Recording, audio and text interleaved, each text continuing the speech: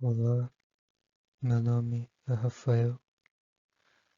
Hoje eu trago para vocês mais um vídeo. Esse tema, comunicação não verbal, eu já tenho alguns gravados. Inclusive, hoje não é nada muito diferente, mas eu gostaria de aproveitar que eu participei de um processo seletivo justamente para uma disciplina essa de psicologia do esporte e do exercício. E aí eu aproveitei para usar esse tema que eu já tenho mais afinidade. Então eu juntei, fiz um compilado desses slides que eu já tinha, dei uma atualizada e eu já fiz o processo seletivo. Espero que o resultado seja favorável. Mas já que eu tenho esse material, em vez de deixar engavetado no pior dos casos, pelo menos eu compartilho aqui com quem tiver interesse. Eu tenho Aqui eu juntei um mapa conceitual que então, a comunicação não verbal ela faz parte desse capítulo de comunicação, mas aqui tem todo um olhar mais amplo. Então ele faz parte, é uma parte da comunicação, é como um todo, né? A não verbal, uma parte muito importante. E aí eu estou aproveitando também para testar um microfone novo que sempre tive esse problema dos vídeos serem baixos, de ter interferência dos vizinhos, das motos, dos aviões, cachorros, etc. Então vamos ver se funciona agora. Já é um horário que o pessoal começa as obras. Então se der só para ouvir a minha voz, quer dizer que é bom, porque perto do outro que eu tinha, esse aqui foi bem mais caro. Dentre os temas que são possíveis de abordar na comunicação não verbal, eu vou falar um pouco de cada um desses aqui. Não esgoto o tema e mesmo cada um deles pode ser muito mais aprofundado, como eu já fiz em vídeos anteriores. Aqui a ideia é dar um panorama geral e aí quem tiver interesse pode olhar mais detalhes depois, ver os vídeos na playlist que falam um pouco mais detalhadamente. Só antes de entrar nisso, convém abordar essa diferença entre a comunicação verbal e a não verbal. Geralmente temos essa questão e uma forma bem simples de fazer isso consiste na questão do uso de mensagens com ou sem palavras. Ou seja, quando estamos enviamos mensagens sem a utilização de palavras, usamos a comunicação não verbal. Já quando tem as palavras, a ideia é que ela é verbal, mas não é uma distinção tão absoluta assim, porque de um modo a gente estuda separadamente, mas no dia a dia está tudo junto, comunicação verbal e não verbal. Tem esse mito que é bastante difundido, inclusive palestrantes, se vocês verem aí, YouTube, etc., cursos, vocês vão ver eles falando que a comunicação 93% não verbal e não é bem assim. Para quem tiver interesse em saber detalhadamente, porque isso é uma generalização equivocada, considerada equivocada do ponto de vista científico, tem essa indicação aqui de leitura, um artigo no site do professor Sérgio Sena, e aí vocês podem ler e tirar as próprias conclusões. Agora, falando um pouco do tema da postura, aqui é uma coisa que, em geral, a gente percebe bastante quando vemos as outras pessoas, mas nem sempre temos a plena consciência aqui. Tentei fazer um espelho, inclusive nos contextos esportivos. Vamos ver alguns exemplos.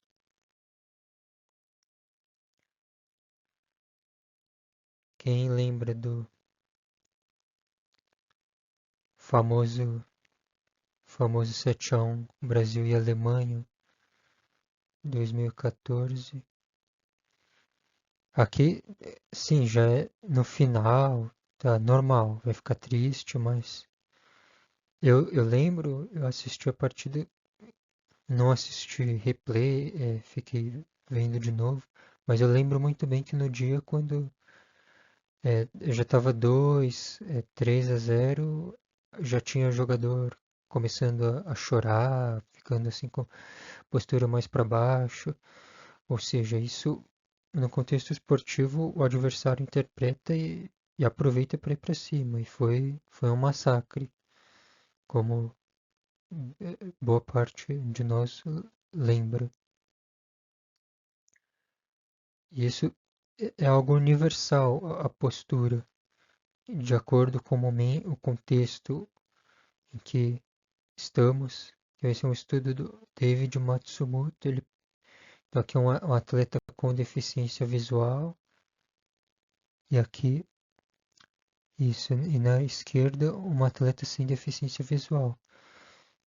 Notem que eles fazem uma postura parecida quando vencem nos momentos de vitória. Sugere uma universalidade. Quanto ao tema de gestos, quando a gente pensa nesse conceito de linguagem corporal, talvez seja o mais que mais vem à memória. Eles têm essas três funções: complementação, substituição ou contradição de palavras. Aqui eu vou mostrar alguns exemplos de gesto, um exemplo especificamente do gesto substituindo palavras.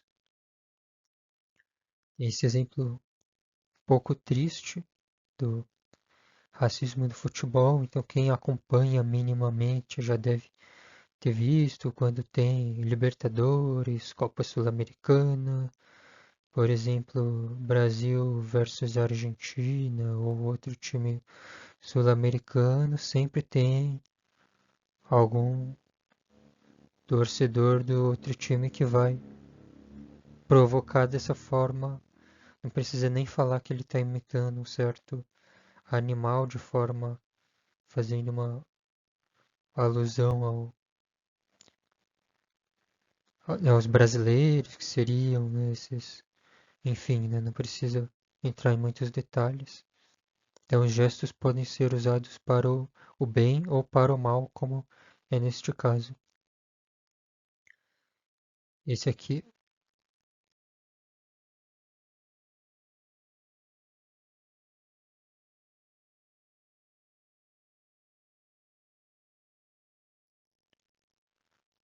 olha só, o microfone apagou sozinho. Agora eu vou deixar com a luzinha ligada, talvez. Já um teste também, né? Agora vamos ver, né? Proxêmica, isso eu acho interessante falar um pouquinho mais. É o estudo das distâncias, eu até mostrei exemplos. Então a ideia básica é que quanto mais se aproxima alguém se aproxima da chamada zona íntima, em geral vamos ficando com maior desconforto, mas tem exceções que vai de acordo com o contexto, de acordo com o relacionamento entre as pessoas. Isso também aparece no contexto de atividades físicas. Vamos pegar alguns exemplos que fica mais fácil de entender. Aqui o G20, quem acompanhou, então esse vídeo é de 2024 e neste ano teve esse evento da COP20, acho que a COP, se não me engano é COP20 mesmo. E aí teve o então, né, ainda presidente dos Estados Unidos e o do Brasil. É, quem acompanha a política sabe que eles têm uma certa proximidade, isso se reflete também nos cumprimentos, na distância que eles ficam um do outro, que posaram sorridentes para foto. Já aqui já é um outro, é o contrário. Então tem o presidente da Argentina foi também, e aí quando encontrou o atual do Brasil, né, eles olham o tamanho da distância, se medir bem, né, quase na ponta do tapete. Foi uma coisa bem fria, mera formalidade. Na hora da foto também eles ficaram bem afastados, posturas fechadas. Isso também nós podemos ver no contexto dos esportes. Por exemplo, o tênis, aqui é um torneio aleatório que eu peguei, mas é de praxe que as atletas, e no caso dos homens também, se cumprimentem após o final da partida. Então aqui é um exemplo básico, é, em geral é assim, mas dependendo da rivalidade, às vezes isso não há o cumprimento. Aqui uma atleta representando a verdade Bielorrússia e a outra ucraniana. Não lembro exatamente qual das duas perdeu a partida, mas aí a que ganhou ficou aqui no vácuo, né? Ela foi para cumprimentar e a outra não quis. Saiu direto. Provavelmente em protesto. E esse aqui já é ao contrário, que são duas colegas do mesmo país, amigas, que jogaram depois de muitos anos. Foi, acho que a primeira final entre atletas do mesmo país. E elas são muito amigas e aí ficou bem legal essa cena que elas ficaram ser quase 20 segundos se abraçando. Não é comum que seja por tanto tempo assim. Outro tema bastante interessante também é o das expressões faciais, é o que tem a teoria da universalidade das emoções. O Paul Ekman é um dos grandes difusores, inclusive isso foi difundido para quem tiver curiosidade, já assistiu e às vezes não fez associação. O Light to Me, também o Divertidamente, o filme para crianças,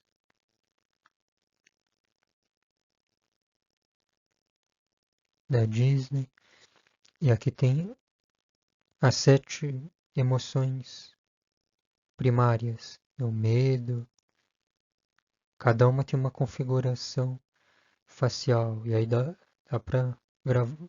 Existem cursos que aprofundam esse tema, como eu comento lá no outro vídeo. Raiva, repugnância que é o nojo, alegria, que eles colocaram angústia. Se a gente é mais, nosso contexto é mais conhecido como tristeza, né, no Brasil. Temos também a surpresa e o desprezo assimétrico. E também tem o David Matsumoto também faz esse estudo comparando atletas com deficiência visual e os sem deficiência visual. Se vocês verem, é bem parecido. Elas, após uma derrota, dá pra ver que elas ficaram bem tristes. As emoções também podem ser vistas no contexto de derrota. Esse aqui ficou bem famoso, que quando o time foi rebaixado, a torcida quebrou tudo, o próprio estádio. Esse exemplo de tristeza, aqui não no contexto de derrota, mas de luto. Quem lembra lá quando caiu o avião da Chapecoense, então foi uma comoção a nível mundial, que os grandes rivais, Real Madrid e Barcelona, ficaram juntos, intercalados. Talvez a única vez que isso aconteceu na história. Para a linguagem. Esse aqui também é um tema interessante. É um estudo, como diz o próprio nome, é o que está por trás da linguagem, ou seja, quando estamos falando ou vocalizando de um modo geral, não necessariamente usando palavras. Então, basicamente é como dizemos algo. E tem várias formas de abordar isso. Por exemplo, quando falamos mais alto, mais baixo, mais rápido, mais devagar, o tom de voz, entre outros. Aqui tem um exemplo, um estudo de um grupo da República Tcheca. Eles viram lutadores de MMA. Será que quando as pessoas escutam, colocam então lá um fonezinho na pessoa, e ela escuta diferentes áudios de diferentes lutadores. E aí varia os que falam mais alto, os que têm lá o tom de voz mais grave, etc. E aí eles viram que a, a habilidade de luta, então, dependendo do tipo de voz da pessoa, ela pode ser interpretada como mais habilidosa, um lutador mais habilidoso. E também tem esse tema aqui da aparência. Envolve não apenas o modo como uma pessoa está, está vestida, as roupas, mas também o próprio o fenótipo em si. Então, a cor da pele, o cabelo, etc. Então, tem tanto questões culturais, sociais, primeiras impressões, mas isso também pode chegar aos exemplos tristes que envolvem discriminação, preconceito, racismo, dentre outros. Apenas um exemplo aqui. Quem lembra já assistiu esse vídeo bem famoso do YouTube, Corrida dos Privilégios? Só digitar isso que já aparece. Então tem contando rapidamente um professor de educação física e ele fala quem quer ganhar US$ 100, vai apostar uma corrida de 100 metros. E aí ele vai falando umas coisas, né? Quem teve a vida mais difícil, sofreu preconceitos e tal.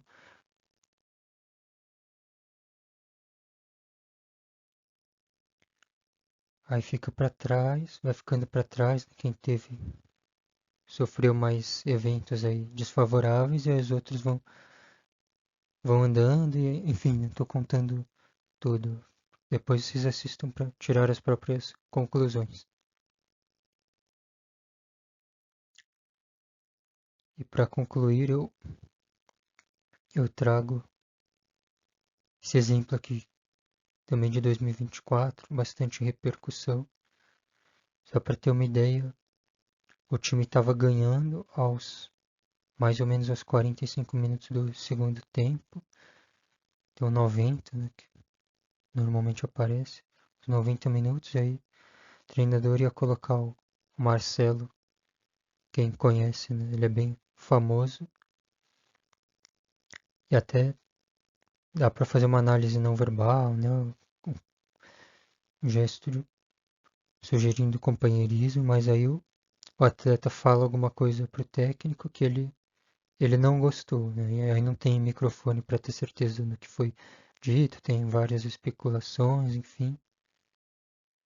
E aí ele muda de ideia e até empurra. Foi uma cena bem impactante. Inclusive, o campeonato ainda não acabou no momento em que eu gravei esse vídeo, mas depois, no próprio jogo, o time tomou um empate no último minuto de jogo e depois não venceu mais nenhum jogo. Foram umas 5 partidas seguidas, sem vitórias e o time corre sérios riscos de. Esse time corre sérios riscos de rebaixamento. O atleta foi desligado um dia depois. Então, aqui mostra a importância da comunicação não verbal. E se eu tivesse em sala de aula, faria uma proposta de estudo de caso aqui para os estudantes de psicologia, que era o contexto do processo seletivo. Então, quem tiver curiosidade, por acaso estiver fazendo psicologia, pensa nessa área, dá uma possibilidade de reflexão, de estudos gratuitamente, mas eu não vou discutir porque isso seria um outro momento e ficaria muito longo. Tem as recomendações de leitura, que eu apresento alguns livros que eu li, que eu considero interessantes, que abordam esse tema, mais alguns deles. Também, quem tiver interesse, eu posso indicar artigos, vídeos. Já indiquei alguns filmes, né, de séries, entre outros.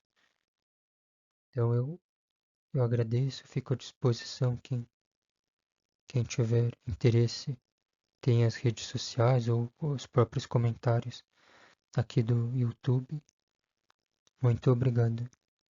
Vamos ver agora se ficou bom minimamente esse áudio com o microfone desligando 2 vezes.